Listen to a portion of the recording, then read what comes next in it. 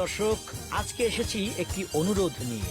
দয়া করে আপনারা আপনাদের স্ত্রীদের অবমূল্যায়ন করবেন না, কারণ স্ত্রীদের অনেক গুণ। স্ত্রীরা একদিকে একজন জ্যোতিষী, একদিকে একজন শিক্ষিকা, অন্যদিকে স্ত্রী একজন ইঞ্জিনিয়ার, স্ত্রী একজন ডাক্তার, স্ত্রী একজন মাস্তান, মানে এক কথায় একেবারে গুণে ভরপুর। বিশ্বাস হলো না? আপনার স্ত্রী কেন জ্যোতিষী? ধরুন আপনি এসে এবার টুম্পার মাকে বললেন, দেখো টুম্পার মা, আমার তো এই দুর্ঘটনাটা ঘটে গেছে। সঙ্গে সঙ্গে আপনার স্ত্রী বলবে, তোমার যে এটা হবে এটা আমি আগেই জানতাম। দেখলেন তো, তার মানে উনি একজন জ্যোতিষী, আগেই জানতেন। আর একজন স্ত্রী শিক্ষিকাও বটে। আপনি বাইরে যাচ্ছেন, আপনাকে ছাত্রের মতো, স্টুডেন্টের মতো বুঝিয়ে দিচ্ছে কিভাবে আপনাকে কি করতে হবে। হ্যালো, হ্যাঁ শোনো, রাস্তাঘাট দেখে শুনে কিন্তু পার হইও। আর গাড়িতে উঠলে অপরিচিত কারো হাতের কিন্তু কিছু খাবা না, ঠিক আছে? ড্রাইভারকে বলবা যেন গাড়ি স্পিডে না চালায়, স্লো চালায়। শোনা। আর স্ত্রীকে কেন আমি ইঞ্জিনিয়ার বলেছি, এই যে শুনুন। মাথার স্ক্রু ঢিলা হয়ে গেছে না? মাথার স্ক্রু ঢিলা হয়ে গেছে, একেবারে টাইট দিয়ে দিব মাথার স্ক্রু। তাহলে বুঝলেন, আপনার স্ক্রু টাইট দিয়ে দেবে, তার মানে তিনি ইঞ্জিনিয়ারিং পাস।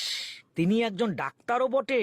কেন, এই যে শুনুন। দেখো, শরীরটা ভালো না, বাজারে যেতে পারবো না। ও, আমার বাপের বাড়ি থেকে মানুষ আসলে তুমি অসুস্থ হয়ে যাও না?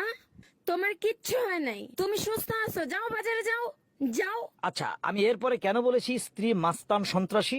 আপনি একটু রেগে কথা বলুন, একটু ঝগড়া করুন, সঙ্গে সঙ্গে আপনার স্ত্রী বলবে, এই দেখো, আমাকে বেশি রাগাবা না, তাহলে কিন্তু তোমার সংসারে পুরো আগুন ধরিয়ে দিয়ে আমি চলে যাব।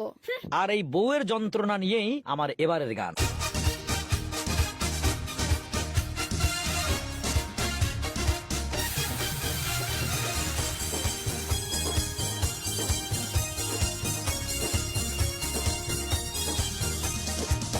আমার এমনই বরাত, ও আমার শাখের করাত।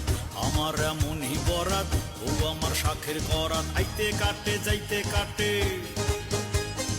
আইতে কাটে যাইতে কাটে, কান্দি আমি ভেউ ভেউ, কান্দি আমি ভেউ ভেউ। বউরে সোনা বউ, আমার বউরে সোনা বউ।